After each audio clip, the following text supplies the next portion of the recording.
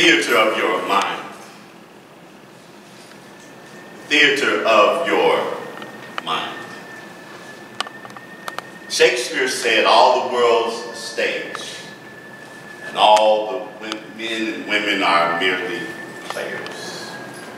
And while I know that that's a part of a beautiful piece of thing that we oftentimes remember with regard to Shakespeare, it occurred to me that in our teaching, one of the things that we understand is that while there's a stage and there are players, it's not necessarily from the external viewpoint that I want to talk about this morning. But I want to talk about the theater of your mind. Because in each and every one of you exists a stage, it exists a theater, exists a platform, exists an environment, exists a place where you, yes, you, especially you, more importantly, you, and even you, and quite certainly you, absolutely you, without a doubt you, that you can on this stage have the opportunity to shape, and here's the important thing, to know that you are the director of all that takes place within the theater of your mind. And you do not have to be subject to the whims and the conditions and all of those things around you. Yes, because we live in a dynamic universe and we are a part of life, we are a part of the things that are happening, but just because they are happening around you doesn't mean they have to happen in you. And when you get a hold of the truth that within the theater of your mind you have the opportunity to control how you respond to life, how you react to life, how you allow those things that are happening to ultimately not make any difference if you decide that they won't make any difference. And you have the choice. You are not controlled by anything other than the fact that you, within the theater of your mind, make the choice to.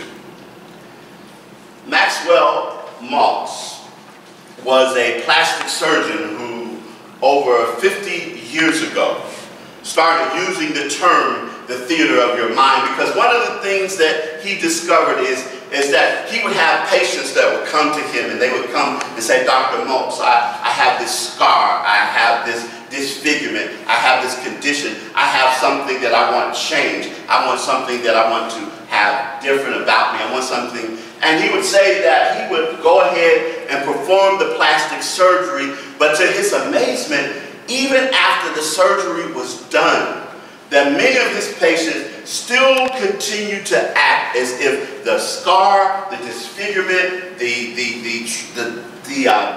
deformity, whatever it might be, was still there. Even though physically it had been removed, he understood that many of them continue to conduct their lives and act as if it was there. And he began to understand that if there's going to be real transformation, that despite the fact that things may have changed physically, until we get a hold of the fact of a mental change, of a mental transformation, it doesn't make a difference in the world. And I've seen that with people. I've seen people who have done things to lose weight, for example, and yet they continue to act in the same way when they were larger. There have been people who have come through trauma and who've come through circumstances that were difficult, and they've made it through, but somehow when they are in a place of safety and in a place of loving and all of those things, there's still a part of them that on the inside continues to be frightened, continues to protect itself, continues. And so we have to understand that in the theater of our mind is where it all takes place,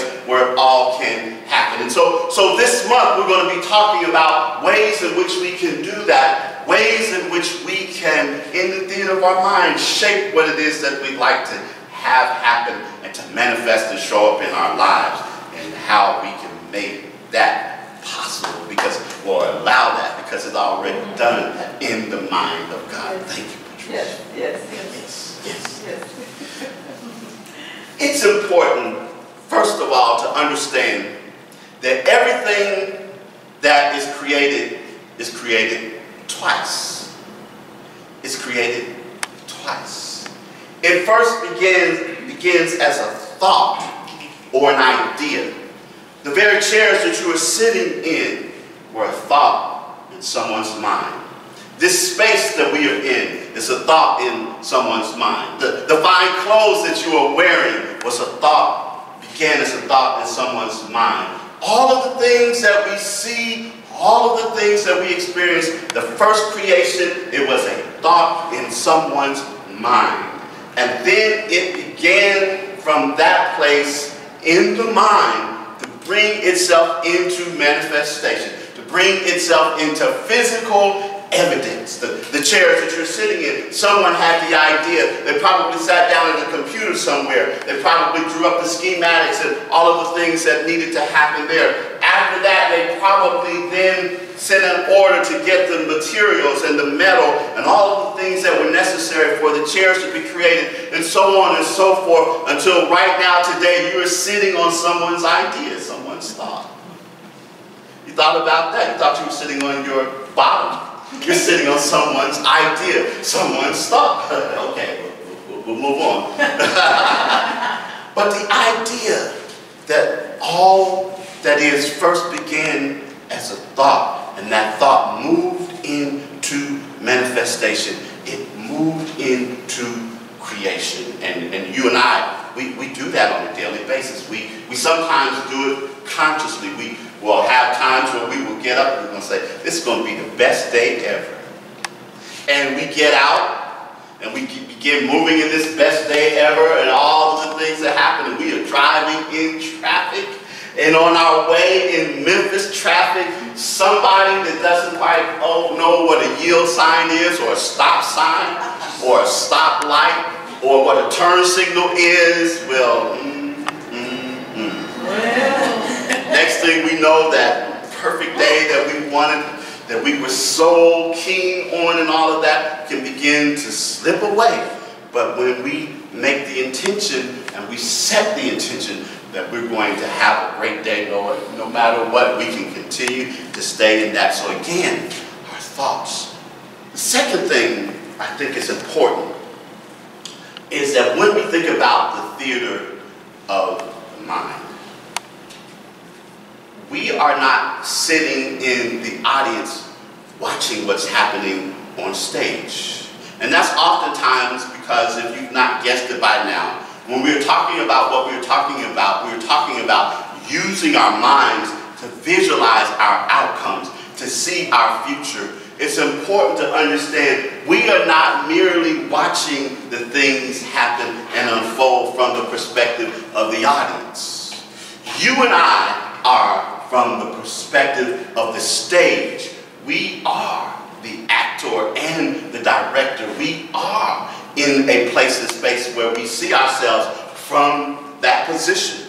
That just as now, wherever you are sitting, wherever you are watching, you are seeing me from your perspective. You are not seeing yourself from my perspective. You are seeing me from your perspective. In the same way, it's important for us to begin remembering the things that we wish to experience, the things that we wish to see. We have to see it as it is happening, like it is happening, to understand that.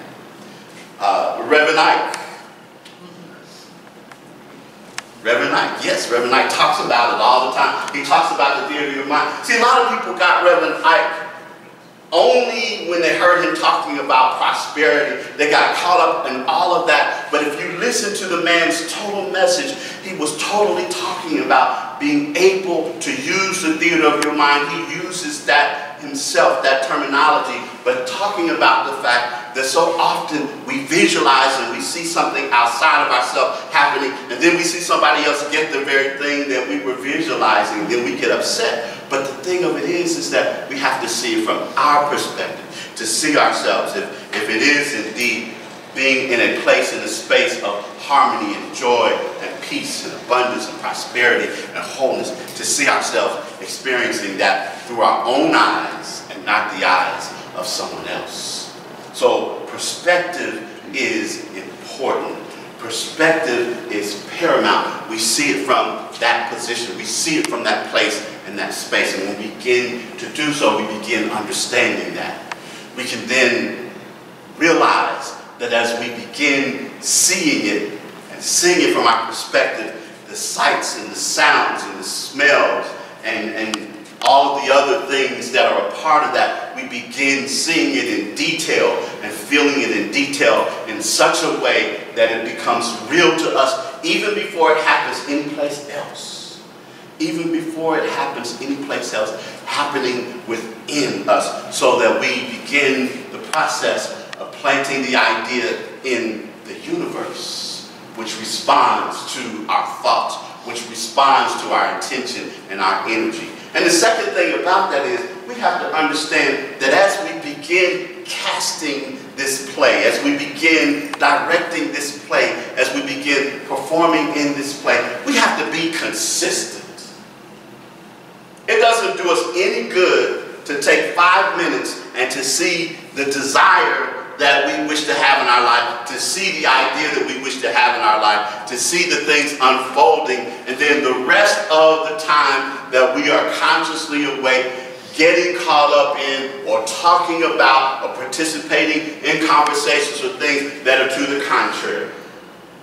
Teach. Sometimes that means, and I think I said it last week or week before then, sometimes that might mean that there's certain people we might have to let go. Or, sometimes on social media you block people. We can't maybe always block them. I saw a woman with a t-shirt on one time that said, "Show me how to block you in real life." We may not be able to do that. There's some people, though, we may not be able to do that, but it's important for us to be particular about the conversations and the people and the circumstances that we allow in our lives. It's not being, well, yes, it is being snobbish. It's about being a snob of atmosphere and of vibration and of thought. And the thing of it is that, I'm amazed sometimes at people that I talk with that talk about all of the negative people that are in their life, all of the negative people that show up on social media in their inbox or call them or all of those other things. And the thing of it is, I said, that's really interesting. I'm thinking that because by and large, for the most part, I don't have that a lot anymore. And I'm not up here bragging and putting myself up, but I made a conscious decision that there's certain people and certain things I just don't need. I already have enough work to do to shape and to mold my own mind without taking on some other people's mess. Amen. You know what I'm talking about? Yes. I already have enough of my own stuff. Because the people out there that can say whatever it is that they want to, I can top that 10 times. Hallelujah. In my mind. So I'm not going to pile anything else on.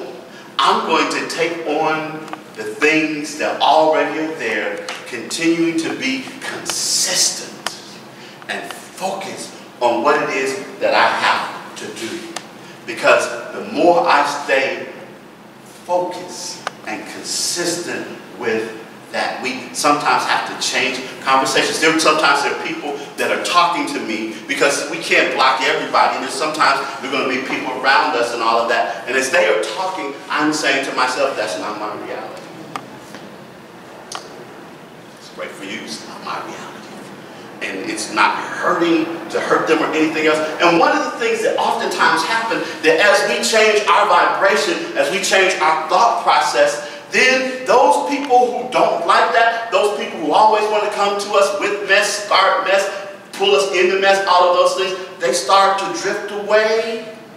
Or they will come to you and have a totally different conversation with you than they do with other people. I've seen it happen. They'll come to you and share their hopes and dreams and ideas and everything else and go with the other people and spread all the mess and do all the gossip and all the other stuff like that. So it's about being intentional. It's about being consistent. It's about being focused. It's about knowing that in the beginning, as we do some of this, there may not even be the evidence on the outside, and that's okay. That's all right. Because we have to first conceive it and believe it to achieve it. We have to first see it in our mind and play that over and over again in our mind. And there will be times, there will be situations or circumstances where it will appear as if nothing is happening. Just stay focused. Stay with it. Stay there. Stay there. Stay there. Stay there. Oh, but this is not happening right now. People are asking you, what about? Stay there. As a matter of fact, I had a conversation recently where there are a whole lot of people you don't need to tell what you were doing. Just do it. Stay focused. Stay there. Stay there. Stay there. When unfortunate things happen to you, last night, we watched the movie Peaceful Warrior here. And it's a story of Dan Millman, who was a gymnast who went to UC Berkeley, and he met a man that he began to call Socrates.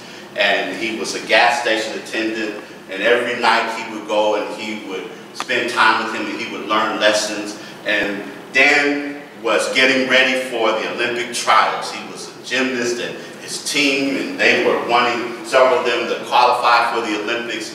And Dan was kind of living his life recklessly and all of those things that were going on. And so Dan found himself one day riding on his motorcycle. He had just gotten all caught up and filled up with the things that were happening around him.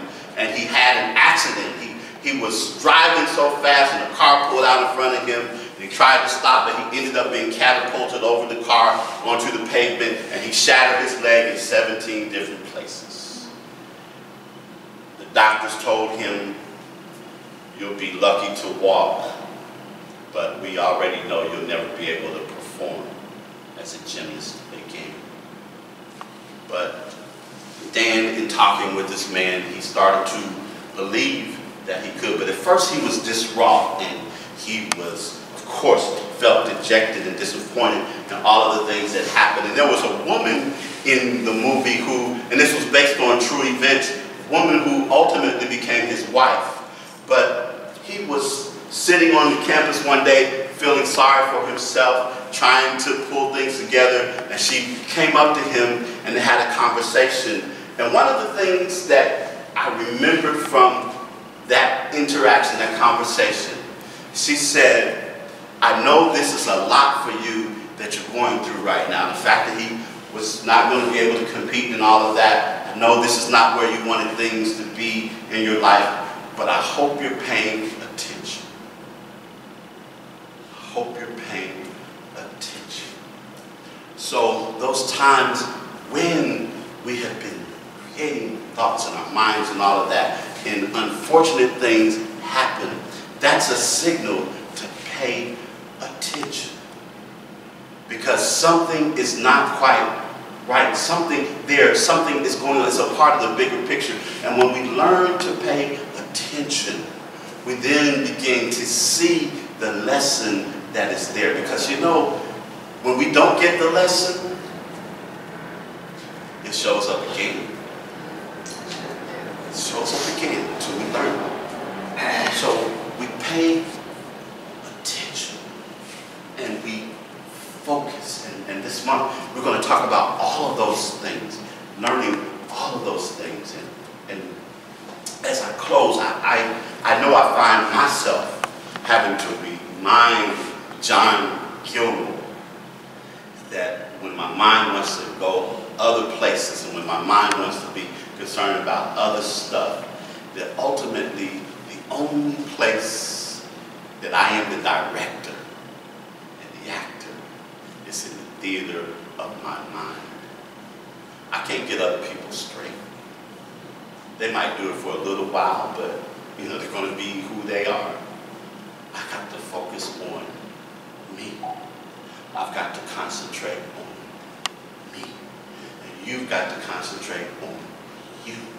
And yes, we want to help other people. Yes, we want to be there for things that are going on. Yes, we want to allow ourselves to be an advocate. And yes, we want to allow ourselves to be in a space and place where we can be conscious of all of the things there. But, and as you've heard many people say, and I'm going to say the same thing, if you've ever flown on an airplane and you get the safety instructions, and one of the things they tell you that in case of a loss of cabin pressure, that mask will drop down from the ceiling. If you're traveling with someone or whatever, the thing that you must remember and keep in mind is to put your mask on first. Because you can't help anybody if you're incapacitated. You can't help anybody. And it only takes a few seconds for you to go unconscious. So put on your mask first. In the theater of your mind, begin seeing it. Begin imagining it. Begin focusing on it. Stay with it. Understand it is there for you. That you already heard what Joanne said in the centering moment. That you are connected with this divine power. It's not outside of you. It's in you. It is. We'll talk about that. Neville talks about your wonderful human imagination, which is God. So it is. So it is.